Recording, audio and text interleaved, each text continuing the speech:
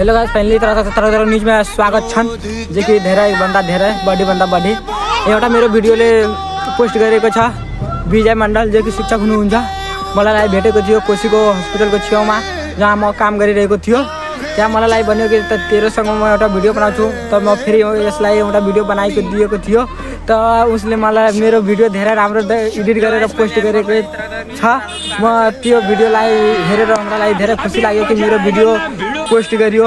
म पनि यो भिडियो उसैको लागि बनाइरहेको हुन्छु कि यो भिडियो तपाईँ लाग्दा पुगिहाल्छ भने राम्रो हुन्छ। म त्यही भन्न चाहँदैछु कि धन्यवाद कि यति राम्रो बाटो तपाईँले मेरो भिडियोमा टाइम दिएर तपाईँले एडिट गरियो, आफ्नो टाइम वेस्ट गरेर मेरोमा टाइम दियो। तपाईँले भिडियो एडिट गरेर राम्रोसँग मेरो लागि तपाईँले बनाउनु भयो, जो कि तपाईँले सबैलाई हेराउनु भयो कि यति ब्लग स्टार जो कि महादेव कोलको मान्छेसँग म भिडियो बनाएर तपाईँले यति मलाई मान सम्मान दियो।